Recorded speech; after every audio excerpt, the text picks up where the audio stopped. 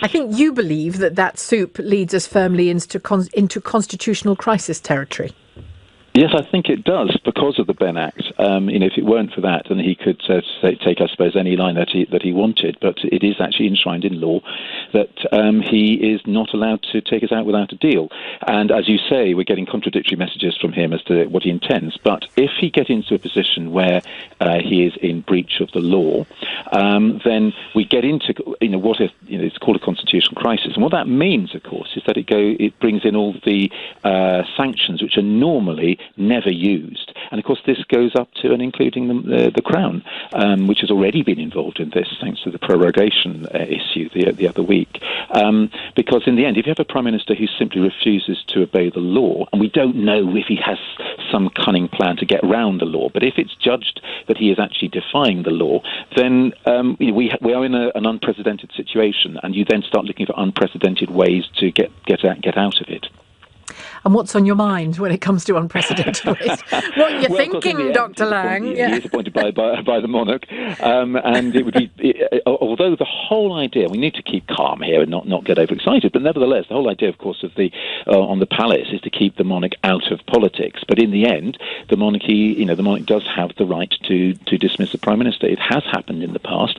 In this country, it happened a long time ago, but nevertheless, it did happen twice, and both times the monarch, as it were, got away with it. I mean, we're looking at George III and William IV. The last time was 1834, but when it was done, yes, that government was dismissed. The opposition, the alternative prime minister came in. Remind us why. I don't know the reason why. Well, in the first case, in George III's case, and in a sense, it doesn't matter how outrageous the move was, because the reason was because the government had lost a vote in the House of Lords. Now, the King had actually engineered that. This is in 1783, so it's a long time ago.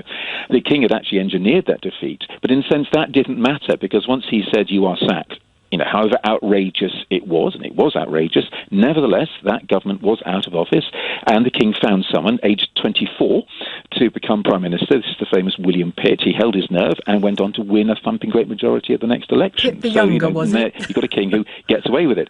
The following one, in 1834, was his son William IV, who sacked a government essentially in sort of revenge for the reform crisis of a couple of years earlier. He, too, in a sense, got away with it because he did put the Tories in this time. There was an election. This time the Tories lost, although they improved their position massively. And there's a far more recent example, admittedly in Australia, but the principle is the same. It's still the same, the Crown. In 1975, when Gough Whitlam's government was sacked by the Governor-General, acting, of course, as the representative of the Queen. And again, Gough Whitlam sort of said, "Oh, nothing will save the Governor-General. This will rebound on him." But actually, it went the other way. There was an election a few months later, and Whitlam lost very heavily. So this is very, very much last resort territory. But no illusions. Sorry, before you finish that point, on that Australian example, did I dream it, or was there some suggestion that the governor of Australia in that instance went a bit rogue and went further than the Crown had ever suggested he go? Oh, yes, I think that's true. And, I mean, there's all sorts of suggestions in that one, and even CIA involvement. Yes, it probably isn't the sort of thing which the Crown, had they been asked in advance, would have agreed to.